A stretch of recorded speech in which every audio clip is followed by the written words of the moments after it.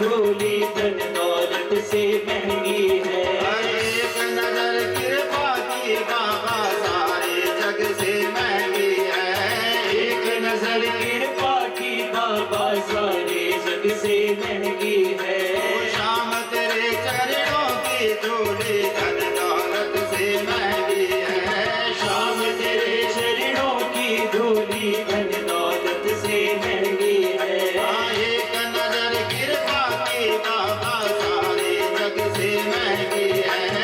एक नजर कृपा की बाबा सारे जग से महंगी है। मेरे दिल की तमन्ना यही है। मेरे दिल की तमन्ना यही है। मेरे दिल की तमन्ना यही है। मेरे दिल की तमन्ना यही है। करूं सेवा तेरी दिन रात। देना हाँ देना अरे देना हो तो दीजिए जन्म जन्म का सार। देना हो तो दीजिए जन्म जन्म का सार। अब तो कृपा कर दीजिए जन्म जन्म का सार। अब तो कृपा कर दीजिए जन्म जन्म का सार। मेरे सर पर रख गिरधारी सभी सर गाइए। पर रख गिरधारी मेरे सर पर रख बनवारी। मेरे सर पर रख बनवारी। अपने दोनों ये हाथ। देना हो तो दीजिए जन्म जन्म का साथ। देना हो तो दीजिए जन्म जन्म का सार। अरे अब तो कृपा कर दीजिए जन्म जन्म का साथ। अब तो कृपा कर दीजिए जन्म जन्म का सार। राधे राधे राधे राधे राधे राधे राधे राधे। ओ श्यामा श्यामा श्यामा श्यामा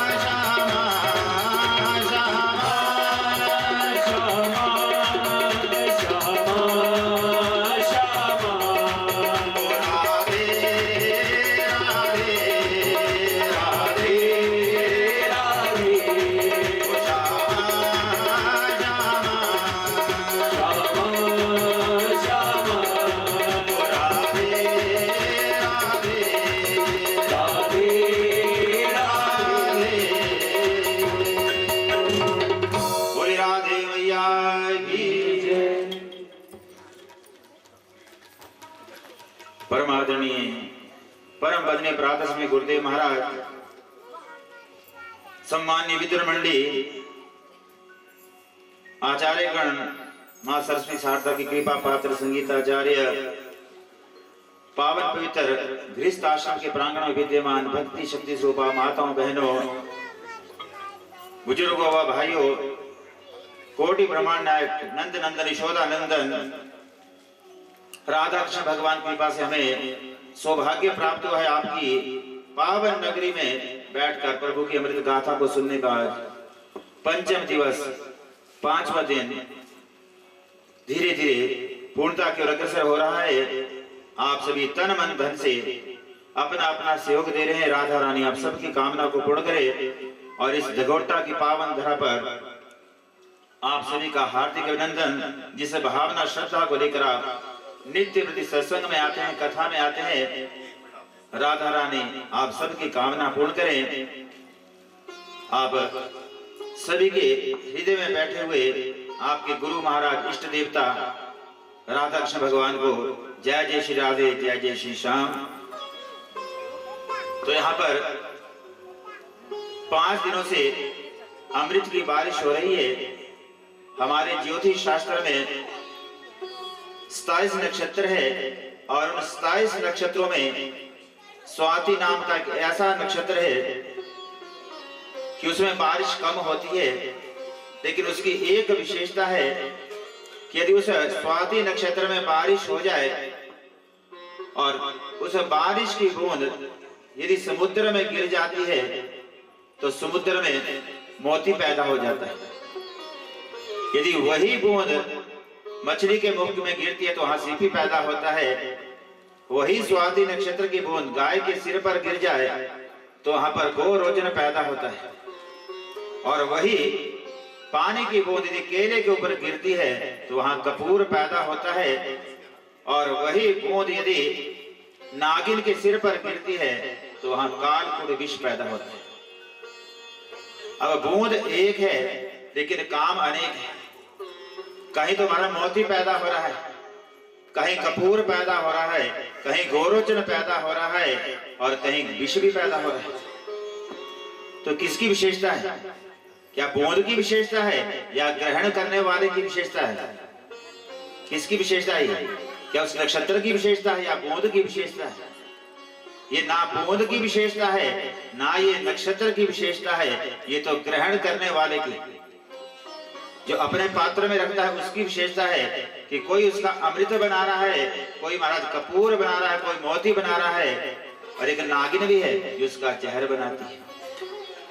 तो यहाँ भी 5 दिनों से यही अमृत बारिश हो रही है, अमृत की बारिश हो रही है, लेकिन ये आपके ऊपर निर्भर है कि आपका पात्र कैसा है। क्योंकि पात्र स्वच्छ होना चाहिए, साफ होना चाहिए। यदि पात्र गंदा हुआ, उसमें आपने दूध डाल दिया तो दूध खराब हो जाएगा। उसमें पहले खटाई भरी है और आप ऊपर से दूध डालते हो तो दूध काम का नहीं रहता, वो फट जाता है। ऐसे ही यहाँ अमृत बरस रहा है, आपकी विशेषता है कि आप उसको किस रूप में ग्रहण करते हैं, आपकी भावना कैसी है। यदि मन में पहले ही अहंकार रहेगा, अभिमान रहेगा तो भैया वो अमृत की बूंदें काम नहीं करेगी, ये कथा काम नहीं करती। कथा तो सारे ऐसी होती है, भगवान की कथा होती है। यहाँ भी वैसी, कुम्हाटी में भी वैसी, धर्मपुर में भी वैसी, सोलन में भी वैसी। ये जहां जहां प्रभु जाते हैं वहीं वहीं अमृत की बारिश करते हैं। लेकिन ग्रहण करने वाले की विशेषता है कि हमारा पात्र कैसा है। बारिश होती ना, यहाँ भी बारिश करते हैं भगवान, नंगाली में भी होती है, बड़ोग में भी होती है, भगवान बराबर बारिश करते हैं। लेकिन हमारी विशेषता है कि हमारे पास पात्र कितना है। हम कहते हैं हमारा बड़ोग में ज्यादा होगी, यहाँ कम होगी।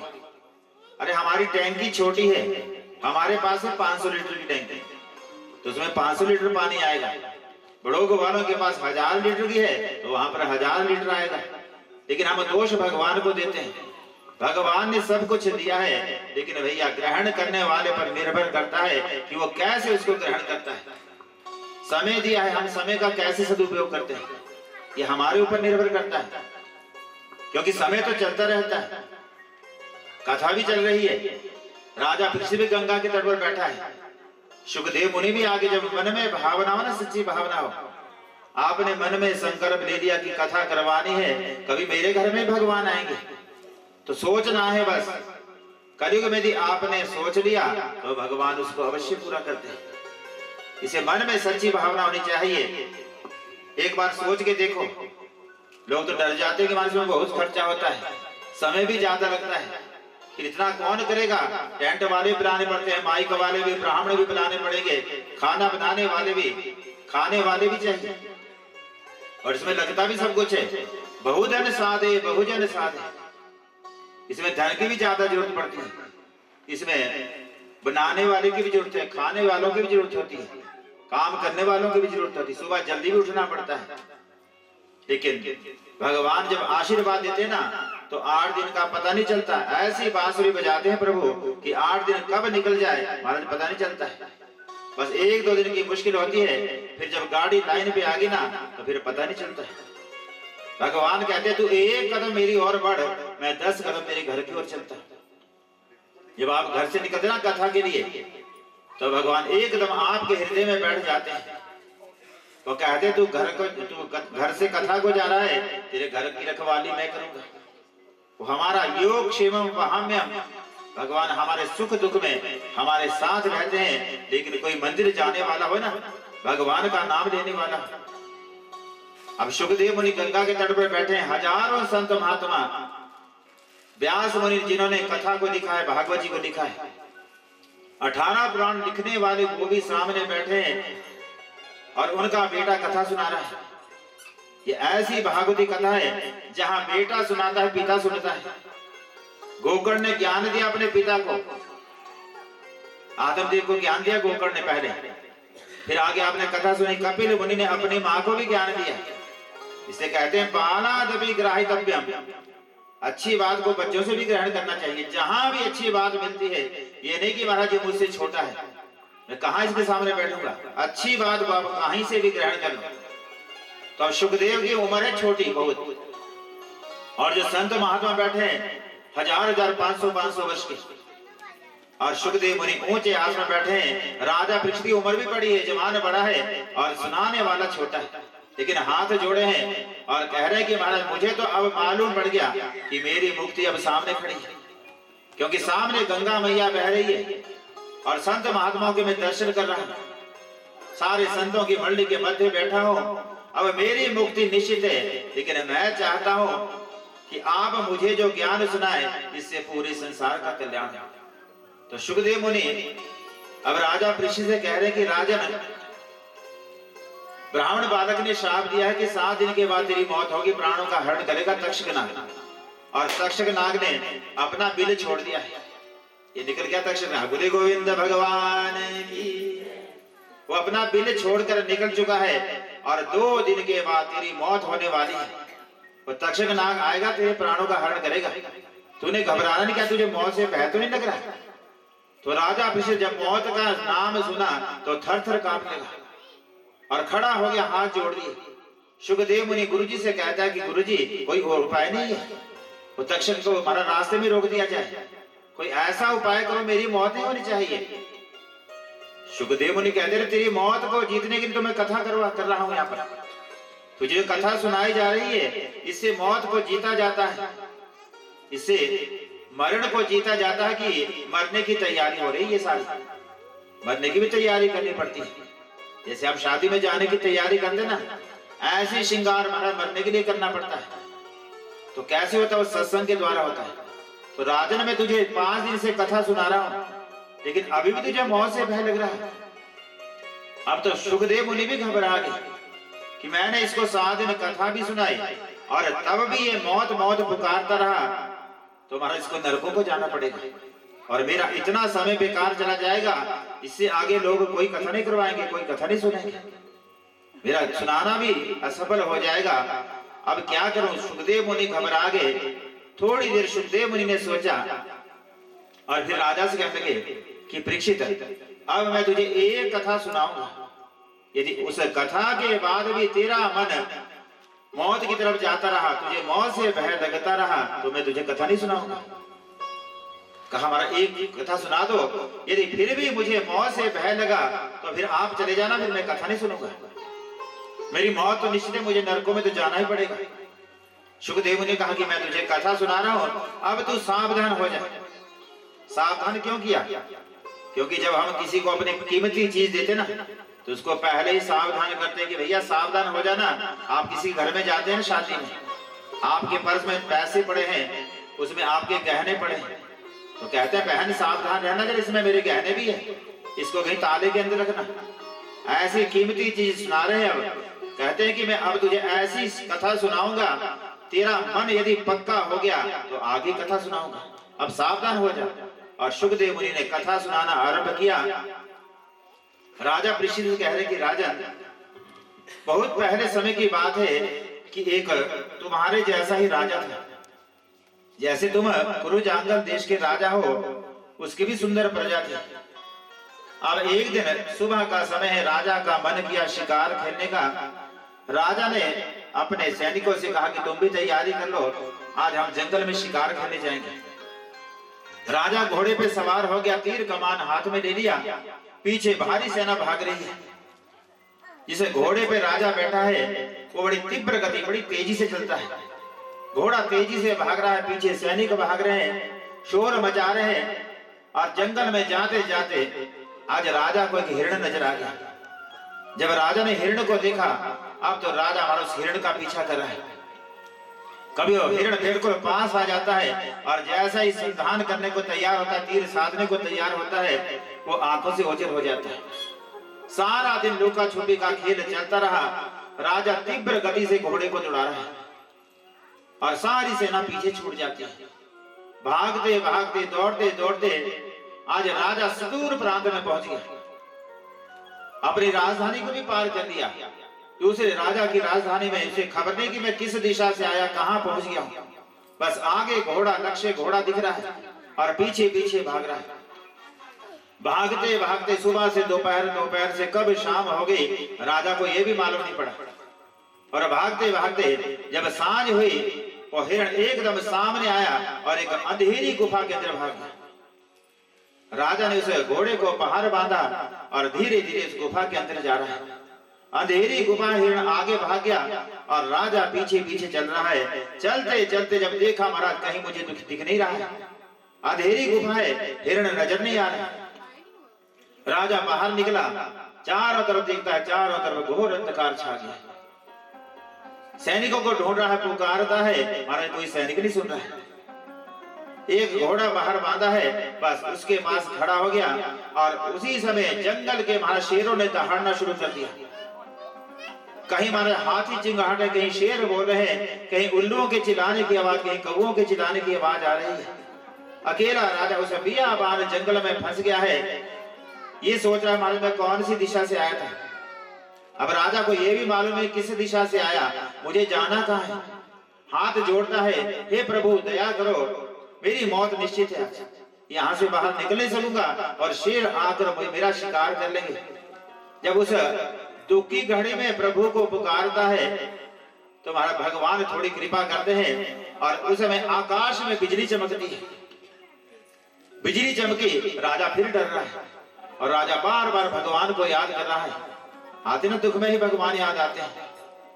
जो ये भी कहता है ना कि मैं नहीं मानता भगवान को, और जब थोड़ा सा दुख आता है तो फिर हाथ जोड़ता है, क्योंकि दुख में ही हमें भगवान आते हैं। आज राजा भी दुख में याद कर रहा है भगवान को कि प्रभु बस आज बचा दो, दोबारा कभी शिकार खेलने नहीं आऊंगा।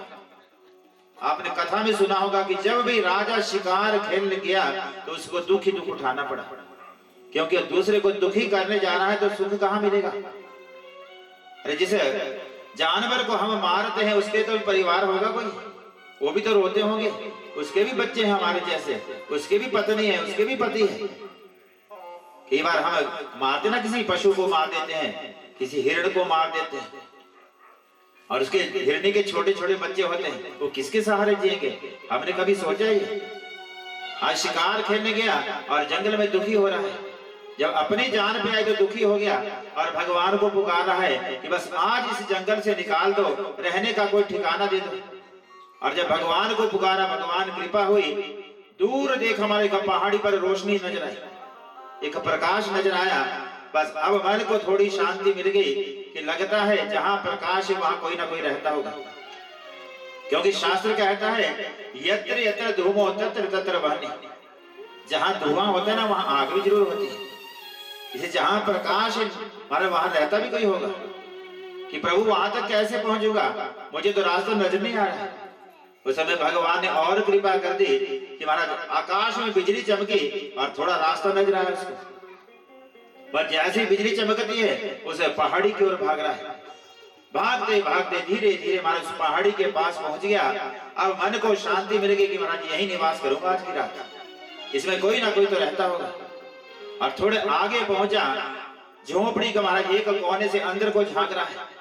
अंदर थोड़ा सा प्रकाश है और अंदर एक बूढ़ा व्यक्ति बैठा है और चारों तरफ उसके क्या है, मांस के लोथड़े पड़े हुए हैं, कहीं हड्डियां पड़ी है, कहीं मांस पड़ा हुआ है। जब राजा ने अंदर को झांका एक तरफ से और जैसे अंदर को झांकता वहां से गंदगी, दुर्गंध नजर आ रही। दुर्गंध आई, पीछे हटा, मारा यहाँ रात को कौन रहेगा, इस दुर्गंध में तो मेरे प्राण निकल जाएंगे। फिर पीछे हटा, फिर शेरों ने दहाड़ना शुरू कर दिया। मारा पीछे जाता हूं, मौत है और अंदर से दुर्गंध आ रही है। अरे एक रात की बात है, चलो अंदर चलता हूं। दरवाजा खटखटाता है।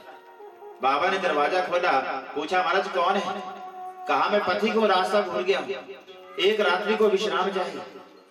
बाबा ने कहा मैं किसी को विश्राम नहीं देता, हमारा बस एक रात को चाहिए विश्राम, सुबह होते ही चला जाऊंगा यहाँ से। बाबा ने कहा तेरे जैसे रोज आते हैं यहाँ पर, रोज रास्ता भूल जाते हैं, मेरे पास आते हैं और मुझसे विश्राम मांगते हैं, लेकिन जब सुबह होती है तो मुझसे झगड़ा करते। फिर बाबा क्यों झगड़ा करते हैं? अरे उनको मेरी झोंपड़ी की दुर्गंध ऐसे भा जाती है कि वो सुबह इसको खाली करना नहीं चाहता। मारा तेरी झोंपड़ी में तो गंदगी भरी है और मैं महल का राजा हूँ, तुझे मालूम नहीं है मैं एक राजा हूँ, आज रास्ता भूल गया हूँ, आज जरूरत पड़ी है, मैं तुझे बहुत सा धन दूंगा, मुझे एक रात्रि को निवास दे दे। तो बाबा ने पूछा अच्छा वचन दे कि सुबह होते ही तू झोंपड़ी को खाली कर देगा। राजा कहता महाराज सुबह होते ही जैसे सूर्य उदय होगा ना, थोड़ा प्रकाश होगा, मैं यहाँ से चला जाऊंगा।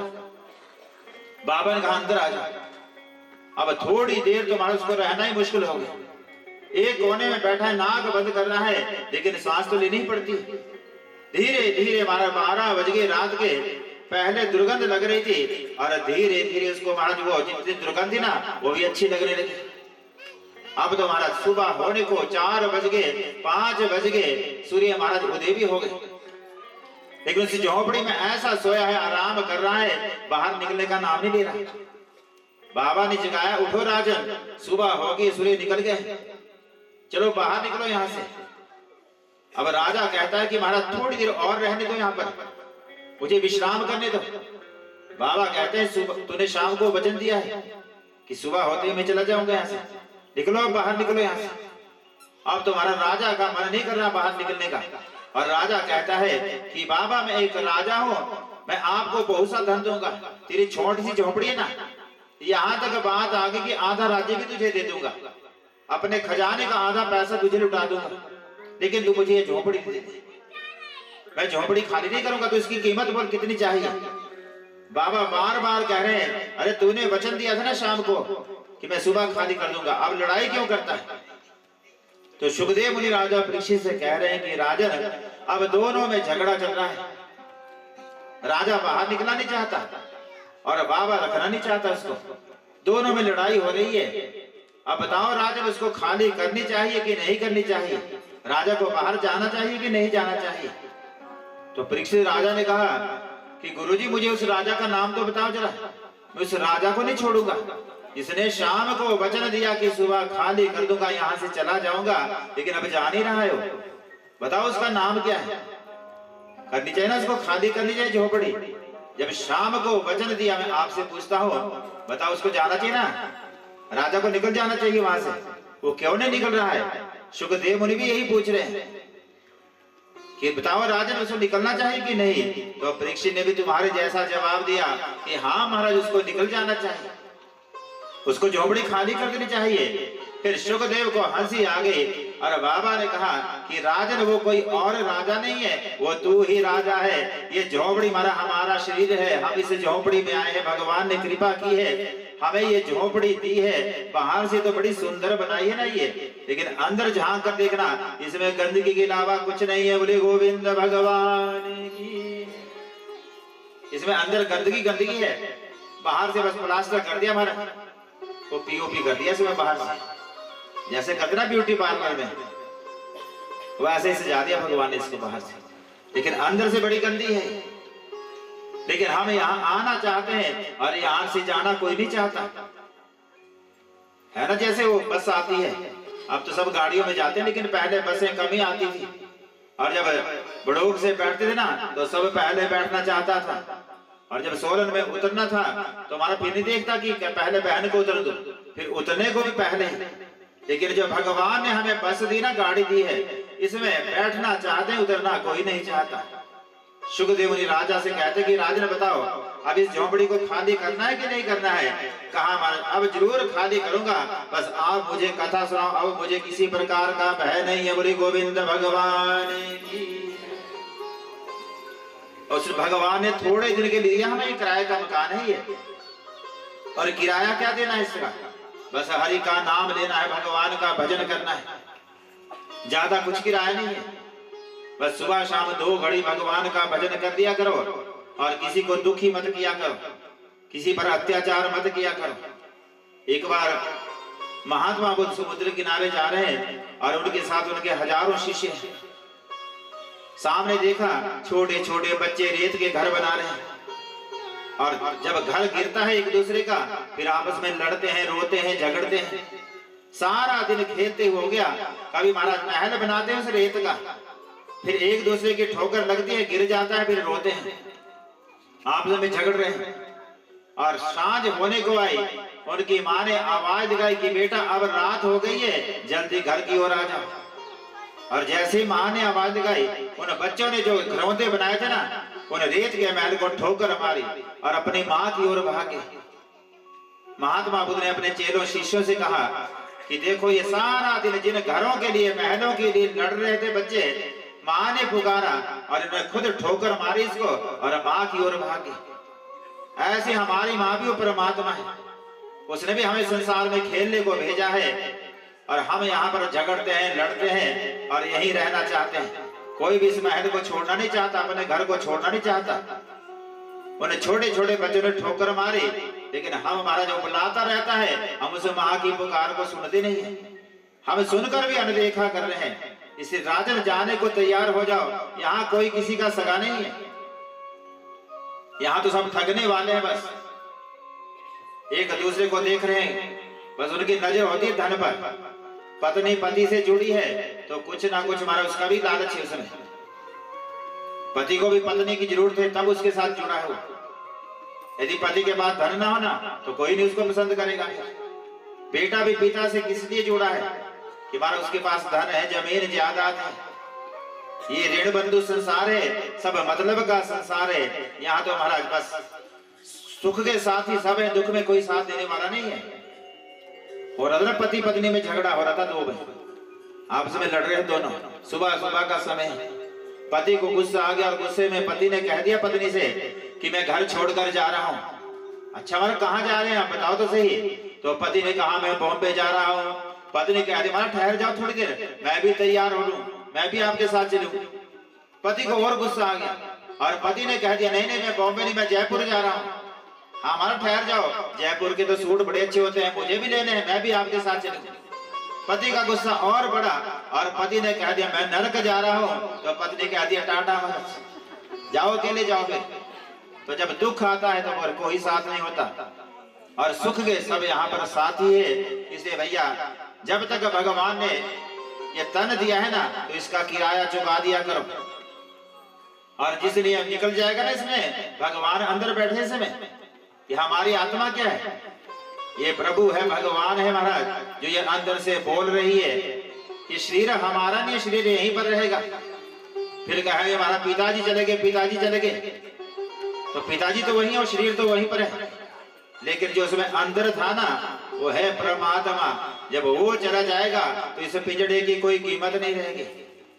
इसे समय होते ही तैयारी कर लिया करो। बोली गोविंद भगवान की। ये तन क्या है, एक पिंजरा है, ये तन क्या है, एक पिंजरा है। ओ इस पिंजरे में एक तोता है, इस पिंजरे में एक तोता है। ओ इस पिंजरे में एक तोता है, इस पिंजरे में एक तोता है।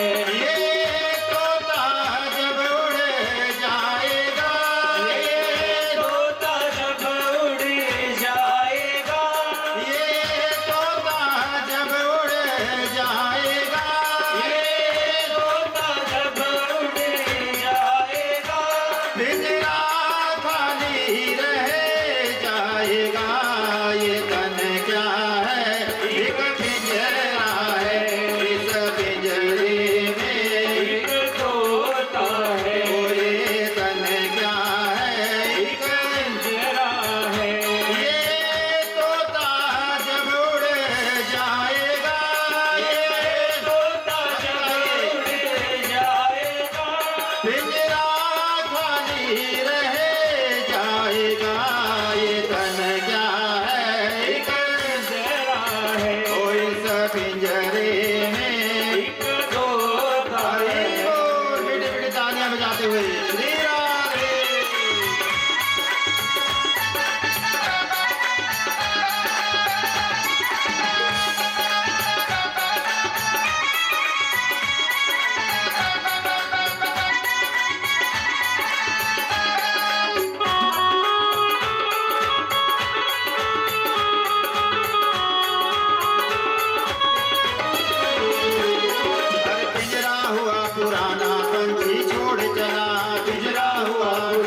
पंछी छोड़ चला, कई जन्मों की यारी पल में छोड़ चला, कई जन्मों की यारी पल में छोड़ चला, पिंजरा हुआ पुराना पंछी छोड़ चला, पिंजरा हुआ पुराना पंछी छोड़ चला, कई जन्मों की यारी पल में छोड़ चला, कई जन्मों की यारी पल में तोड़ चला।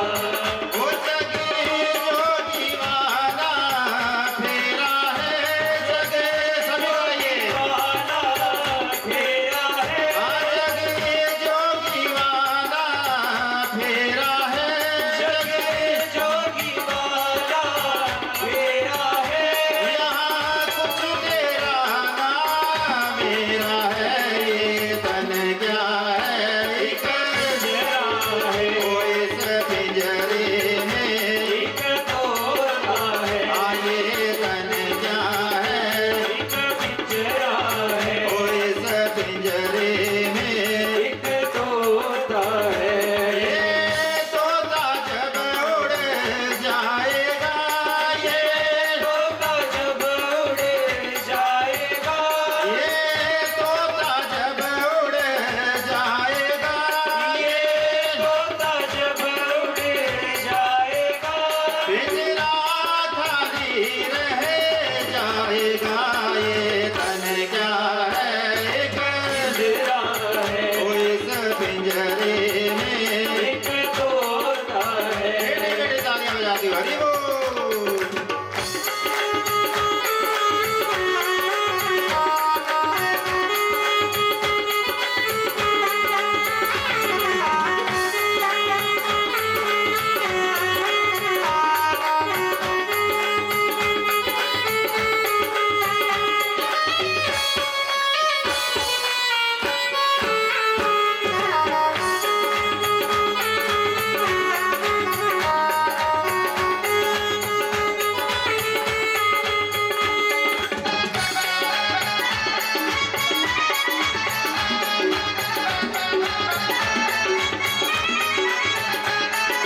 इस दुनिया का ये दस्तूर पुराना है, इस दुनिया का ये दस्तूर पुराना है, आज यहाँ तो कल वापिस भी जाना है, आज यहाँ तो कल वापिस भी जाना है।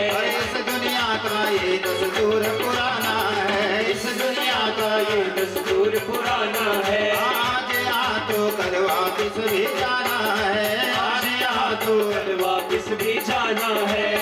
वो जगी जो दीवाना फेरा है जगी जोगी वाला फेरा है, वो जब बारी बार तू मरता है जब बार बार तू मरता है, फिर सुमिरन क्यों नहीं करता है ये तन क्या है एक पिंजरा है ये तन क्या है एक पिंजरा है, वो इस पिंजरे में एक तोता है इस पिंजरे में एक तोता है।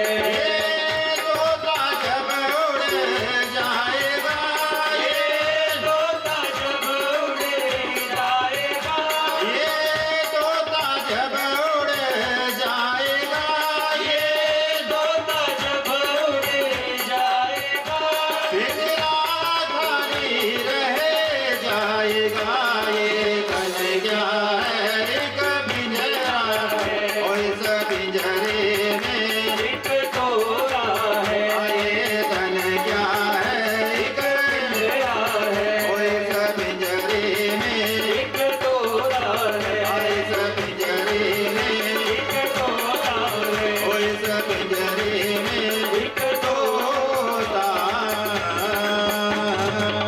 गोविंद भगवान की जय। ये तन क्या है का पिंजरा है, इस पिंजरे में एक तोता है, आत्मा है हमारी। ये जग जोगी वाला फेरा है हमारे यहाँ, कोई तेरा ना मेरा है, बस थोड़े दिन के लिए हम यहाँ कोई माँ बनी है, कोई बेटा बना है, अपने अपना पात्र निभा रहे हैं यहाँ पर। ये दुनिया का एक रंगमंच है ये, जैसे रामलीला का स्टेज होता ना, कोई रावण का अभिनय कर रहा है, कोई राम का अभिनय कर रहा है, कोई लक्ष्मण बना है, और जो राम बना थोड़ी देर के लिए ये भूल जाता कि मैं एक साधारण हूँ, जो रावण बना है महाराज पूरा नाटक कर रहा है, वहां पर अभिनय कर रहा है बड़ा सुंदर, लेकिन जब स्टेज से नीचे उतरता है तब उसको ध्यान आता कि मैं तो रामलाल था। ऐसे हम भी अपना अपना अभिनय निभा रहे हैं, कोई माँ बन रही है, कोई बेटा बना, लेकिन असल में कोई किसी का संबंधी नहीं है। सब एक दूसरे को छोड़कर चले जाएंगे। अपने होते ना तो क्यों छोड़ के जाते फिर? जब बार बार तू मरता है तो सुमिरन क्यों नहीं करता है? हम कई बार मर चुके हैं, इसलिए हमें मोह से भय लगता है। कभी हम पक्षी बने हैं, फिर हमने प्रभु से दाना मांगा है। कभी हम मछली बने हैं, फिर पानी मांगा है। कभी हम सांप बने हैं तो महाराज वहां पर हवा मांगी है। कभी हम गाय भैंस बने हैं तो वहां घास मांगा है।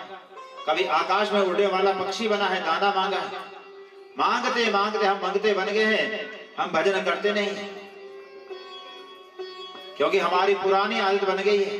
मौत से तभी भय लगता है जब हम पहले से हमारा कई बार मर चुके हैं।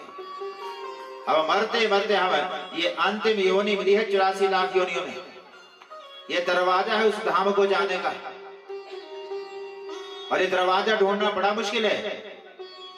यहाँ पर एक धर्मशाला है, ये गया ना, एक अंधा धर्मशाला में पहुंच गया, और उसमें जाने का रास्ता भी एक ही है और आने का भी एक है। उस धर्मशाला हमारा स्तंभ लगे, बहुत बड़ी धर्मशाला है, उसमें 84 खंबे लगे हुए हैं। वो अंधा महाराज अंदर पहुंच गया, रात्रि को विश्राम करता है, सुबह उठता है। अब बाहर निकलने को जैसे ही तैयार हुआ, लोगों से पूछा कि महाराज रास्ता कहाँ है बाहर जाने का? तो लोगों ने कहा बस चलते जाओ, सामने रास्ता है।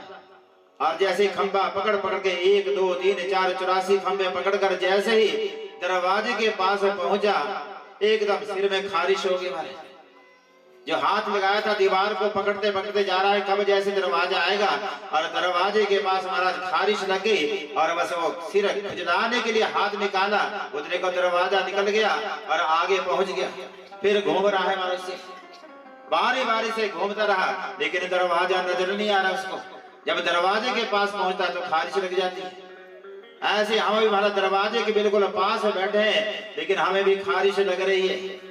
पुत्र मोह की लगी है, धन की लगी है, हम भी उसी मोह में फंसे हैं, और फिर हमारा पतन हो जाएगा, और फिर हम 84 लाख योनि में चले जाएंगे। इसे दरवाजा बिल्कुल हमारे सामने है, लेकिन भगवान को पुकारेंगे ना, राधा रानी को हाथ खड़े करेंगे तो राधा रानी हमारा हाथ पकड़ेगी और भव सागर से पार ले जाएगी। लेकिन हम खड़े करते नहीं हाथ, पुकारते नहीं उसको। पुकारा करो कि बचाओ बचाओ, हमारा ले जाओ, इस रास्ते से पार ले जाओ, हमें दरवाजा दिखा दो। लेकिन हम तो बस उसी माया के पीछे पीछे भागते रहे। यत ब्रह्मांडे तट तत ही पिंडे, शास्त्र कहते कि जो ब्रह्मांड में नजर आ रहा है ना, वो सब अपने अंदर है, लेकिन जिन जिन खोजा तीन दिन पाया, जो उसको खोजते हैं वो पाते हैं, और जो माया के पीछे भागे हैं वो उसी के होके रह जाते हैं। फिर माया क्या बनाती है? माया उल्लू बनाती है। लक्ष्मी किस पर बैठती है? उल्लू की सवारी करती है। और जो ज्यादा धन को पुकारता है ना, बस धन के पीछे भागता है, ये लक्ष्मी उसका उल्लू बनाती है, उसके ऊपर बैठ जाती है। बस इसको उतना रखो जितना आप उपयोग में कर सकते हो उसको। ज्यादा धन भी विनाश का कारण बनता है। ज्यादा धन आ जाए ना तो उसको दान में लगाना शुरू कर दो। अपने धन का 10वां हिस्सा निकालना चाहिए प्रत्येक व्यक्ति को। हमारे पास जो भी धन आ जाए ना तो 10वां हिस्सा दान में लगाना चाहिए। सरदार देखा कोई मांगते हुए? देखा कोई गरीब सरदार? क्योंकि वो अपना 10वां हिस्सा दान में लगाते हैं। लेकिन हम ऐसे हैं जो महाराज जाएंगे ना कहीं मंदिर में भी जाएंगे तो बाहर तो 500-500 के नोट होंगे, फिर 100 के होंगे, 200 के होंगे, और बीच में 10 का होगा। बस बड़ी मुश्किल से उसको निकालेंगे।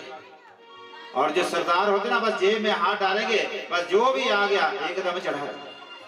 हमारे ना पट्टा के पास हरिपुर गुरुद्वारा, वहां आते पंजाब के लोग, और एक भक्त नई गाड़ी लेके पहुंच गया वहां पर, नया ट्रक लाया, और जैसे जेब में हाथ डाला, चाबी आगे हाथ में, बस गले में डाल दी चाबी, फिर गाड़ी वहीं छोड़ के वापस चला गया। इसलिए भारत भगवान उनको सब देते हैं। जो भगवान की ओर देते ना, भगवान उनके भंडारे भरते हैं। हम कंजूसी करते हैं, फटा हुआ नोट चढ़ा देते हैं। बहुत देखे ऐसे भी हमारे, बड़े होशियार बनते हैं। तो भगवान कहते तूने फटा हुआ दिया तो बदले में मैं वही देता हूँ। यो यथा मां प्रबद्धन्ते ताम नहीं बजाम्य हम। गीता जी में लिखा कृष्ण भगवान ने कि जो जिस भावना से मुझे बचता ना, जो मुझे देता है बदले में वैसा ही देता हूं। द्रौपदी का चीर हरण हुआ था तो भगवान ने क्यों साड़ियों का ढेर लगाया उसको? क्योंकि एक बार भगवान कृष्ण बागीचे में घूम रहे थे, चलते चलते फूल तोड़ लगे, अचानक कांटा चुभ गया और खून निकल लगा। तो द्रौपदी ने अपने साड़ी का पल्लू फाड़ा और भगवान की उंगली पे पट्टी बांध दी। भगवान ने कहा मैं किसी का कर्जा नहीं रखता, आज तूने अपनी साड़ी फाड़कर मेरे हाथ में पट्टी की है, जा द्रौपदी जब तुझे सहायता की जरूरत पड़ेगी तो मैं यही वस्त्र बनकर तेरी सहायता करूंगा। और जब भरी सभा में दुशासन चीर हरण कर रहा था तो भगवान को पुकारा, द्वारिकाधीश को पुकारा और द्वारिकाधीश ने इतना साड़ी का ढेर लगा दिया, दुशासन पसीना पसीना खींचते खींचते, लेकिन महाराज नंगी नहीं कर सका, नग्न नहीं कर सका। भगवान ने साड़ियों का ढेर लगा दिया और कहा कि जाओ बेशर्मो तुम भी साड़ी पहन लो।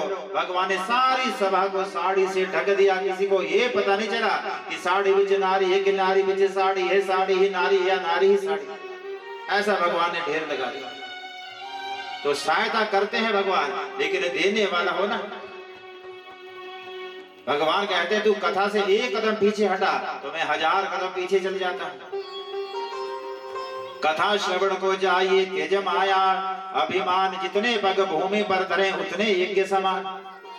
अब जब कथा की ओर चलना, एक एक कदम आपको एक एक यज्ञ का फल देने वाला होता है। अब 100 कदम यहाँ चलकर आए हैं तो आपको 100 यज्ञों का फल मिलता है। लेकिन कोई चलने वाला हो ना, हम तो सोचते हैं अभी नहीं महाराज 3 घंटे कौन बैठेगा, थोड़ी देर रुक जाओ जरा, बस आधा घंटे जाएंगे, शक्ल दिखाएंगे अपनी और बस हलवा पूरी खाएंगे और वापिस आ जाएंगे। इतनी देर कौन बैठ सकता है, कौन तालियां बजाएगा वहां पर? अरे तो आपकी हाजिरी लग रही है, बहाना है यहाँ कथा का, लेकिन हम सबका उद्धार होना है। ऐसे एक त्रेता युग की बात है और त्रेता युग में शंकर भगवान जा रहे हैं। एक बार त्रेता युग माही, एक बार त्रेता युग माही, शंभु गए गुंबज ऋषि पाए, शंभु गए गुंबज ऋषि पाए।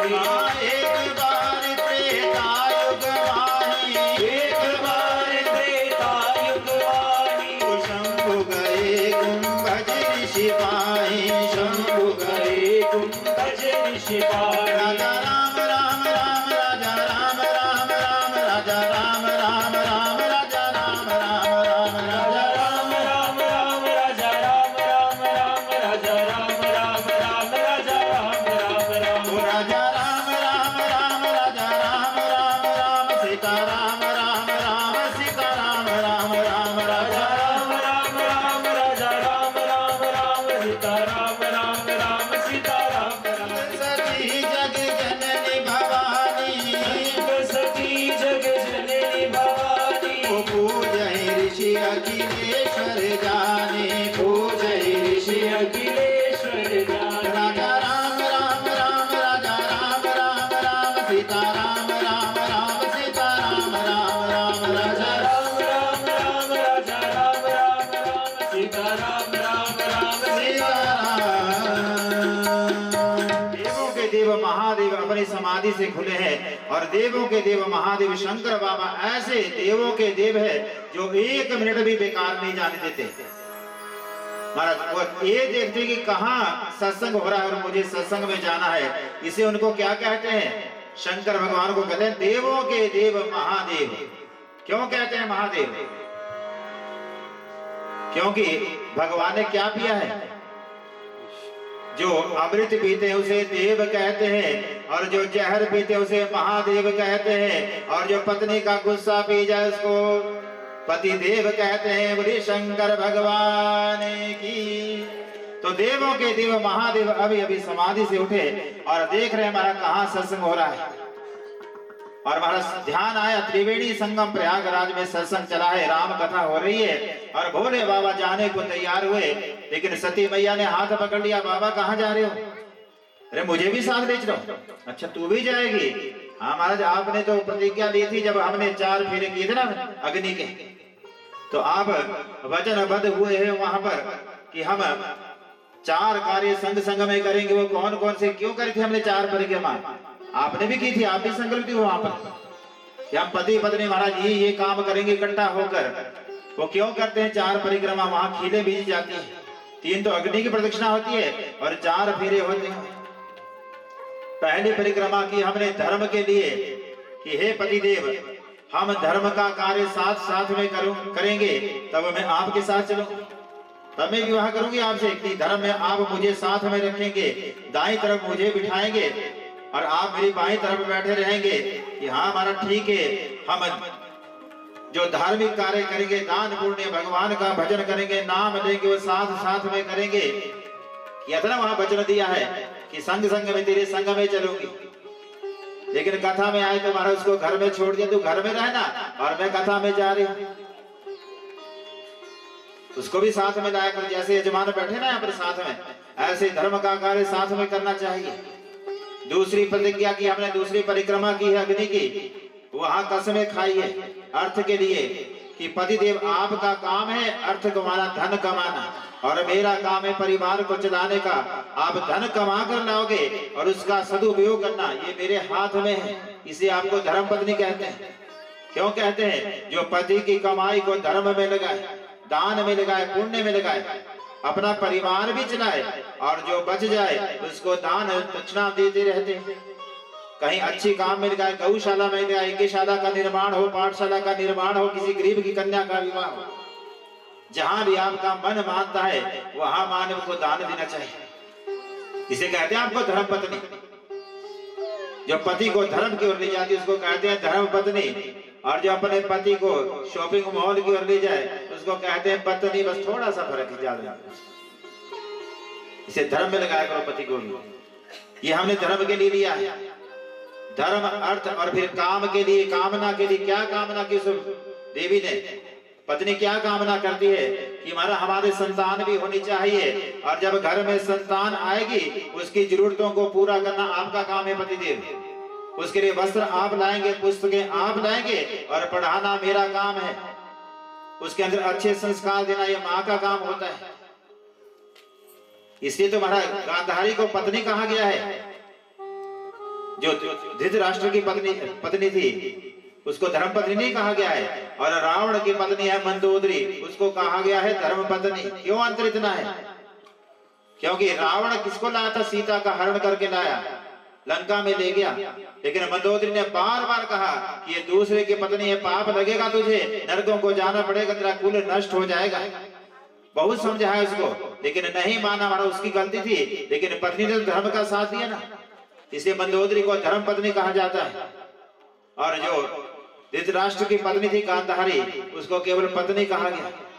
क्योंकि जब विवाह होकर आई ना घर में, तो देखा पति अंधा है, उसने भी आंखों पे पट्टी बांध दी।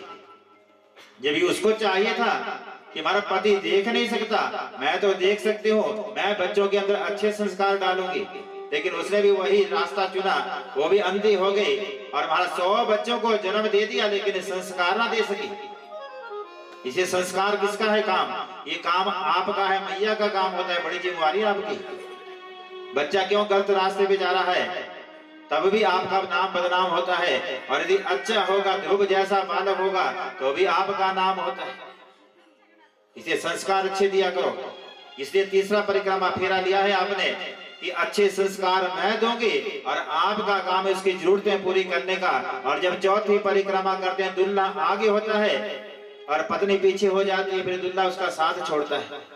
वो क्यों नहीं परिक्रमा चौथी? वो कहा कि महाराज ये मोक्ष का मार्ग है, जितनी भक्ति तू करेगी तो तुझे मुक्ति मिलेगी, भगवान का धाम मिलेगा, और मैं भक्ति करूंगा तो मुझे भगवान का धाम मिलेगा। वहां पति साथ छोड़ता है कि मरना तो अकेले ही पड़ेगा, जाना तो अकेले पड़ेगा, इसे भैया तू भी भजन करना और मैं भी भजन करूंगी। तो सती ने भी पल्लू पकड़ लिया और दोनों जा रहे हैं। जब गए वहां से चले, और कहां से जा रहे? कैलाश से नीचे उतर रहे हैं। जब भी सत्संग में जाओ, ऊपर से नीचे आना चाहिए, जैसे शंकर भगवान कैलाश को छोड़कर मैदान की तरफ जा रहे हैं। उसका मतलब क्या है कि मन से अभिमान को निकाल देना चाहिए। मन में किसी प्रकार का अभिमान नहीं होना चाहिए। जब मंदिर में जाओ, सत्संग में जाओ, तो मन में अभिमान नहीं होना चाहिए। इस मन मंदिर में भगवान को बिठा लो बस। फिर किस पे बैठे हैं? बैल पर बैठे हैं, बैल कहते हैं धर्म की मूर्ति। जब भी कथा में जाओ, सत्संग में जाओ, तो मन में धर्म होना चाहिए। संग सती जग जननी भवानी, महाराज सती का क्या रूप था। उस समय कहा कि जगत की माँ साथ में जा रही है, शंकर भगवान अकेले नहीं जा रहे हैं, भोले बाबा के साथ जगत की माँ भी जा रही है। महाराज सुंदर सत्कार किया उसका। लेकिन चलते चलते जब नीचे उतरे तो सती के मन में संदेह हो गया कि कहाँ हमारा त्रिलोकीनाथ और कहाँ एक संसारी से कथा सुनने जा रहा है। बस थोड़ा सा अभिमान अंकुर पैदा हो गया, कथा में पहुंच गई। और जब अगस्त्य मुनि को पता चला कि आज शंकर बाबा कथा सुनने आए हैं, महाराज दंडवत प्रणाम किया कि भोले बाबा है कथा सुनने। दंडवत महाराज लेट गए चरणों में। सती का माथा ठनक गया, कितना डरा हुआ है, ये कैसे कथा सुनाएगा मेरे पति को। अरे तो पहले डरा हुआ है। शंकर भगवान को प्रणाम किया और कहा शंकर भगवान की मुझे राम कथा सुनाओ। अब अगस्त्य मुनि ने कहना शुरू किया और जैसे ही कहने लगे मंगलाचरण शुरू किया। सबसे पहले वंदना की तो शंकर भगवान की, भवानी शंकरो वंदे श्रद्धा विश्वास रूपिणो। हे भोले बाबा मैं आपको प्रणाम करता हूँ। अब तो सती का माथा और ठन गया कि महाराज ये क्या था कथा सुनाएगा। जो प्रणाम मंगलाचरण भी कर रहा है वो मेरे पति का कर रहा है। अरे मंगलाचरण उसका गाया जाता है जिसका आचरण अच्छा हो। भगवान को प्रार्थना की जाती है। जब कथा शुरू होती है ना तो सबसे पहले मंगल श्लोक बोले जाते हैं कि भगवान यजमान का मंगल करना और मेरी वाणी में बैठ जाना, शक्ति देना। मैं कहने वाला नहीं, आप कहने वाले हैं। आप ऐसी कथा सुनाना कि ताकि सारे लोगों का कल्याण हो जाए। वहां प्रार्थना की जाती है, हाथ जोड़े जाते हैं। और हम क्या सोचते हैं कि ये गप्पे मारने का समय, हमारा खूब गप्पे मार लो। वहां आपको भी हाथ जोड़ने चाहिए, आपको भी अपने गुरु का ध्यान करना चाहिए, भगवान का ध्यान करना चाहिए कि प्रभु जो आज मैं कथा सुन रही हूँ इससे मेरे पितरों का कल्याण हो जाए, मेरे बच्चों का कल्याण हो, मेरे परिवार का कल्याण हो। इस भावना से कथा सुननी चाहिए। सती महाराज संदेह करती रही और जब वो वहां से जाने लगी तो अब कथा सुनी नहीं है। तो फिर तुलसीदास ने क्या कहा, संज्ञा बदल गई। शंकर भगवान ने प्रणाम किया। जब आई थी तो सभी संतों ने भी प्रणाम किया था कि शंकर भगवान के साथ सती जा रही है और जगत की माँ है। तो वहां माँ बोला।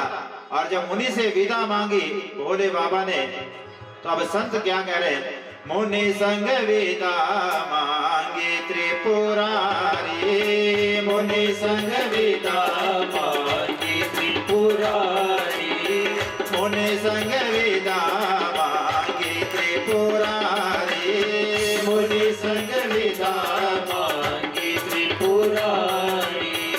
चले भवन संग दक्ष कुमारी, चले भवन संग दक्ष कुमारी, ओ चले भवन संग दक्ष कुमारी, चले भवन संग दक्ष कुमारी। श्री राम जय राम जय जय राम, श्री राम जय राम जय जय राम, श्री राम जय राम जय जय राम, श्री राम जय राम जय जय राम।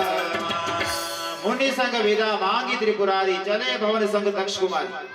आपने कहा कि जगत की मां जा रही है। अब क्या कहा कि भोले बाबा के साथ एक दक्ष की बेटी जा रही है। दक्ष कहते चालाक को, चतुर बाप की बेटी जा रही है। कितना फर्क पड़ जाता है जब कथा की ओर आते हैं तो कहते हैं भगवान के भक्त जा रहे हैं, और कथा सुनी नहीं तो लोग कहते हैं दिखावा करने जाते हैं महाराज वहां पर। फिर लोग अनेक प्रकार के ताने मारते हैं। इसे मन में भगवान होने चाहिए। जब भी कथा में जाओ संदेह नहीं होना चाहिए। वहां से चले गए, उस समय त्रेता युग था, राम का अवतार हो गया था, प्रभु राम को वनवास हुआ था। महाराज जानकी का हरण हो गया है और लक्ष्मण छोटे भाई के साथ जानकी की खोज कर रहे हैं। कभी गिरते हैं, उड़ते हैं, चलते हैं और बार बार झाड़ियों से पूछते हैं, हिरणों से पूछते हैं, हे खग मृग हे मधुकर श्रेणी, तुम देखी सीता मृग नैनी। और एक शिला पर जैसे विश्राम किया, वहां से आगे निकले। शंकर बाबा उस शिला पत्थर को प्रणाम कर रहे हैं, धन्य है आज दुखी घड़ी में तूने मेरे प्रभु को विश्राम दिया है। भगवान बार बार से पत्थर को प्रणाम कर रहे हैं। सती ने पूछा हमारे पत्थर को क्यों कर रहे हैं प्रणाम? वहां तो संसारी के पास कथा सुनने बैठ गए और अब इस पत्थर को प्रणाम कर रहे हैं, बताओ क्यों कर रहे हो? भोले बाबा ने कहा ये पत्थर धन्य है, आज मेरे स्वामी यहाँ से गए और इसने आश्रय दिया है, दुख की घड़ी में मेरे भगवान का साथ दिया है। जा पत्थर, मैं तुझे वरदान देता हूँ, कलयुग में तेरी भी पूजा होगी। और उस पत्थर को भी तार दिया भगवान ने, उसको वरदान दे दिया, भगवान बना दिया उसको भी। और हम इंसान होकर भी हमारा भगवान से जुड़ नहीं सकते, हम इंसान भी नहीं, भगवान तो क्या बनेंगे, हम इंसान भी नहीं रह सकते। पत्थर एक बार जाता है मंदिर में और हमारा फिर भगवान पूजा जाता है वहां पर। हम बार बार संसार में आते हैं, इंसान भी नहीं बन सकते। बोलिए शंकर भगवान की। फिर कहा मैं परीक्षा ले लूं महाराज इसकी? तुम कहते हैं भगवान मेरे प्रभु है, तो मैं परीक्षा ले लूं जरा। और सती ने फिर सीता का रूप धारण किया। शंकर भगवान बैठ के हो तो वही जो राम रचिता का, महाराज दिखा दो जरा अपना रूप। और प्रभु राम ने महाराज जैसे ही देखा सीता का रूप धारण करके सती आई है, प्रभु राम ने पूछा अरे भैया ये क्या रूप धारण किया है, बताओ वो मेरे प्रभु कहाँ है, वो भोले बाबा कहाँ है? सती ने सीता का रूप धारण कर लिया, प्रणाम करने आगे बढ़ी, स्वामी तुम कहाँ थे? भोले बाबा वही देख रहे हैं कि आज इसने मेरे स्वामी को पति कह दिया है, अब ये मेरी पत्नी नहीं रही, क्योंकि गुरु की माता, स्वामी की माता तो पत्नी जो है माता होती है। अब तो ये मेरी माता बन गई है, अब मैं इसको पत्नी के रूप में धारण कर नहीं सकता। वापिस आई, शंकर भगवान ने पूछा कहो परीक्षा ले ली है? आप भी झूठ बोल रही सती। नहीं महाराज मैं तो आपके स्वामी को प्रणाम करने गई थी। भोले बाबा ने कहा झूठ पे झूठ बोली जा रही है, यदि अभी भी सच बोलती तो भी मैं क्षमा कर देता, लेकिन अब भी झूठ बोला। अब कैलाश पर पहुंच गए और भोले बाबा पहले तो सती को अपने सिरहाने में बिठाते, साथ में बिठाते, और आज आसन लगाए हैं चरणों के पास, कहने लगे हरि कथा रसाला दक्ष प्रजेश भय ही काल। अब जो सती का पिता है दक्ष प्रजापतियों का प्रधान बन गया, स्वामी बन गया। उत्सव हो रहा है स्वर्ग में, देवताएं हैं, ब्रह्मा विष्णु बैठे हैं। वहां शंकर भगवान का अपमान कर दिया दक्ष प्रजापति ने और कनखल में यज्ञ हुआ। ये तो बहाना बना कनखल जाने का। शंकर भगवान ने तो पहले ही सती को त्याग दिया था। और आज दक्ष ने कनखल में यज्ञ किया, वो यज्ञ पूर्ण क्यों नहीं हुआ? क्योंकि सती को बुलाया नहीं था। सती का रिश्ता विवाह कर दिया शंकर बाबा के साथ, लेकिन आज इतना महाराज मन में क्षोभ है, इतना गुस्सा है शंकर भगवान के साथ, ना शंकर को बुलाया ना सती को बुलाया। और जहां अपनी बेटी को ना बुलाया जाए, वो कोई भी कार्य हो, यज्ञ हो, अनुष्ठान हो, वो कभी बेटी के बिना पूरा नहीं होता है। जो आपने घर से जिस कन्या का दान कर दिया, जिसे बेटी को ब्याह दिया है आपने, उसकी शादी कर दी है, तो फिर आपकी बेटी नहीं वो देवी बन जाती है, फिर वो देवी का रूप होता है। और जिस घर से कन्या खाली हाथ जाती है, उस घर की खुशियां भी साथ में चली जाती है। इसे ध्यान रखना, कभी कन्या बेटी घर से खाली नहीं जानी चाहिए, खाली हाथ नहीं जानी चाहिए। पहले हमारे ये रिवाज था कि पैसा नहीं होता था लोगों के पास, लेकिन घर की जो भी कोई वस्तु है, कोई खेत की महाराज कोई आपके खेती है, कुछ भी पैदा हुआ है तो उसको मूड़ी बांधते थे, उसको मूड़ी बोलते थे। पैसा नहीं होता था तब हमारे उसको देते थे। आज पैसा है तो हमारा कुछ ना कोई कहती कि 50 दो मुझे 100 दो। आपसे जितना भी बन पड़ता है तो बेटी खाली हाथ नहीं जानी चाहिए। और कोई भी यज्ञ ऐसा नहीं होना चाहिए, चाहे शादी हो, वहां पर पितरों को भी याद किया जाता है, जो गए हुए बुजुर्ग है उनको भी याद करना चाहिए। और जो घर की बेटी जिसका विवाह कर दिया है वो देवी स्वरूप है, उसको जरूर बनाना चाहिए। फिर कहते मानो वो तो विदेश में है, चाहे विदेश में आपका काम है निमंत्रण देने का, वो आए ना आए उसकी बात मर्जी है, लेकिन उसको निमंत्रण जरूर जाना चाहिए। दक्ष ने अपनी बेटी को बुलाया नहीं, इसलिए महाराज उसका यज्ञ सफल नहीं हुआ। सती पहुंच गई यज्ञ में और जब देखा कि महाराज कोई सम्मान नहीं कर रहा है, ना शंकर भगवान के लिए आहुतियां दी जा रही है, तो सती ने कहा हे प्रजापति तेरा यज्ञ सफल नहीं होगा। अरे कौन मेरे यज्ञ को सफल नहीं होने देगा, बताओ किसके अंदर शक्ति है? तो सती ने कहा महाराज मैं तेरी बेटी हूं, तेरा अंश हूं मैं, और मैं तेरे यज्ञ को पूर्ण नहीं होने दूंगी। तो सती ने महाराज उस समय यज्ञ में छलांग लगा दी, यज्ञ को भी ध्वंस कर दिया। फिर भोले बाबा को मनाया गया और भोले बाबा उस यज्ञ को पूर्ण करते हैं। लेकिन सती ने एक काम अच्छा किया कि सती मृत हरि सन वर मांगा, जन्म जन्म शिव पद अनुरागा। है भोले बाबा, जब जब मैं स्त्री बनकर इस संसार में आऊं तो मुझे चरणों की, शंकर भगवान के चरणों की सेवा मिले। ते ही कारण हिमगिरी गढ़ जाई। कहाँ पैदा हुई? राजा हिमाचल के यहाँ। और जब से राजा हिमाचल के घर में जन्म लिया महाराज, वहां सुखों के साधन जुड़ के नई नई संपदा आने लगी, अच्छे अच्छे महाराज राजा हिमाचल को सुख मिलने लगा। मां मैना भी बड़ी प्रसन्न हो गई। धीरे धीरे पर्वतराज की बेटी होने का नाम पड़ गया उसका पार्वती। पार्वती धीरे धीरे बड़ी हो रही है, 8 वर्ष की हुई। इधर देवताओं को चिंता हो गई कि तारकासुर नाम का एक राक्षस, उसने वरदान मांगा है कि जब शंकर भगवान का बेटा होगा बस वही मुझे मार सकता है, बाकी मुझे कोई नहीं मार सकता है। यदि मेरा वध होगा, मेरा मरण होगा तो शंकर भगवान के पुत्र से होगा। सती के कोई संतान नहीं हुई, क्योंकि सती क्या है? वो संदेह करती है। जो पत्नी अपने पति पे संदेह करती है उसका कभी कल्याण नहीं होता है। सती ने पति पर संदेह किया था, इसलिए उसका कल्याण नहीं हुआ, उसको त्यागना पड़ा सिर। और आज कौन? आज वही सती जब पार्वती बनकर आई तो हमारा 8 वर्ष की हो गई है। अब देवताओं को चिंता हुई, विष्णु भगवान को याद किया। विष्णु भगवान ने नारद को भेजा, जाओ रिश्ता पक्का करके आओ। और नारद जाते हैं, आज राजा हिमाचल की नगरी में पहुंचे। मां मैना ने नारद का स्वागत किया, आओ हमारा बैठो। फिर कहा मेरी यहाँ कन्या हुई है, जरा उसके भाग्य को देखो। और पार्वती मैया सामने बैठी है। नारद उसके मस्तक रेखा को देखकर बता रहे, प्रादेश कर रहे हैं कि हे मैना मैया, जो तेरे घर में बेटी हुई है, जो इसका पति होगा वो गोत्रहीन होगा, माता पिता के विहीन होगा, उसकी ना कोई माँ होगा, माँ होगी ना पिता होगा, उसका कुल का भी कोई पता नहीं होगा, उसका गोत्र भी नहीं होगा। अरे ऐसा भी कोई हो सकता है जिसके माता पिता ना हो? अरे माता पिता तो घर में होने चाहिए। क्या कहा मैना मैया ने? कहा भैया घर में माँ तो जरूरी होनी चाहिए थी, पिता ना हो कोई बात नहीं, लेकिन माँ सास तो घर में होनी चाहिए। मेरी बेटी जिस घर में जाए उसके सास भी तो होनी चाहिए। वो उस समय था महाराज, वो था सतयुग, त्रेता युग। लेकिन आज क्या करते हैं कि आज हमारा सास नहीं होनी चाहिए। जब रिश्ता होता है तो यही पूछती लड़कियां कि हमारा डस्टबिन कितना है घर में। बोले गोविंद भगवान की।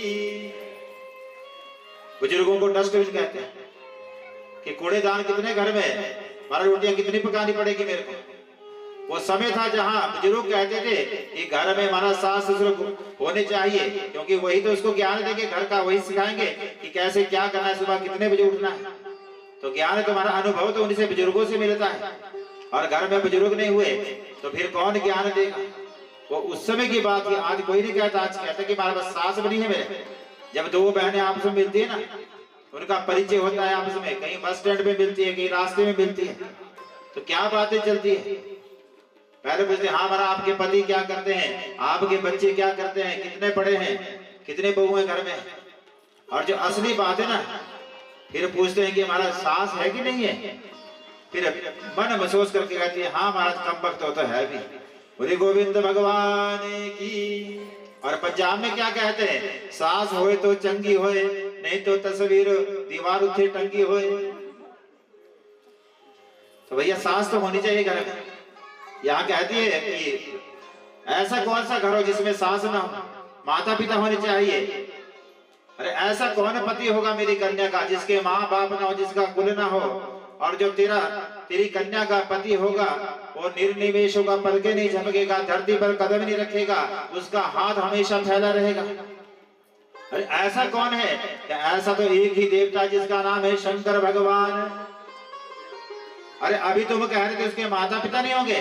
हमारा शंकर भगवान तो सारे संसार को पैदा करने वाला है, ना जन्म होता है ना मरण होता है। फिर तूने कहा था निर्निमेष पलके नहीं झपकेगा, भगवान कभी पलके नहीं झपकते हैं, पलके तो हम संसारी झपकते हैं। और जब शंकर भगवान की पलक बंद हो जाए ना, फिर हमारा भूचाल आ जाता है धरती पर। इसे प्रभु हमेशा उनका हाथ खड़ा रहता है वरदान देने के लिए। बंध्या को पुत्र देते हैं, निर्धन को धनवान बनाते हैं, वो सबका कल्याण करते हैं। आप पानी पी लो भैया, गला सूख रहा होगा आपका। बोले गोविंद भगवान की। और फिर कहा कि वो धरती पर कदम नहीं रखेंगे।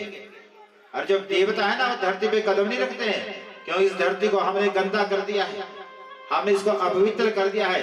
तभी तो मंडप जो बनाते हैं ना, जहाँ देवताओं को स्थापना करते हैं, वो धरती से ऊपर बनाया जाता है। भगवान 2.5 हाथ ऊपर चलते हैं धरती से। अच्छा मनुष्य, ऐसा पति होगा।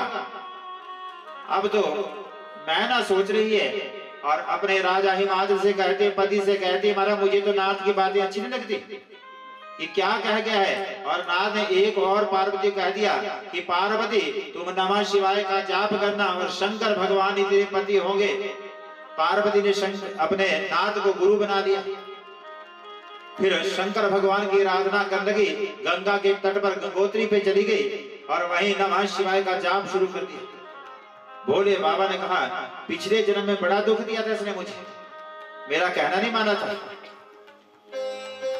मेरी आज्ञा के बिना अपने पिता के आगे में चली गई, मुझे छोड़ दिया था। अब मैं इसकी बहुत परीक्षा लूंगा। फिर भोले बाबा ने बहुत परीक्षा ली, सप्तऋषियों को भेजा। जब परीक्षा में पास हो गई, फिर सप्तऋषियों से कहा कि अब मैं तैयार हूं, तुम जाकर कह दो राजा हिमाचल से। भगवान वहां नट बनकर भी गए, भिक्षु बनकर भी गए, अनेकों परीक्षा ली भगवान ने। और फिर कहा कि जाओ रिश्ता तय कर दो। गर्गाचार्य ने पत्री लिखी है और निमंत्रण कैलाश पर पहुंच गया। नंदी महाराज ने कहा, भोले बाबा आपकी शादी होने वाली है और परसों ही बारात जाने वाली है और इतना समय नहीं है, कहां कहां कार्ड बांटे जाएंगे, निमंत्रण कौन देगा, कैसे देंगे। तो भोले बाबा ने कहा, तू चिंता क्यों करता है, देख मेरे पास इसका भी साधन है। और भोले बाबा ने अपने महाराज कमर से कमंडलू को निकाला, डमरू निकाला शंकर भगवान ने और कैलाश पर खड़े हो गए और भोले बाबा ने डमरू बजाना शुरू किया। 3 लोगों तक उसकी गूंज जाती है। पता नहीं आपने सुनी कि नहीं सुनी।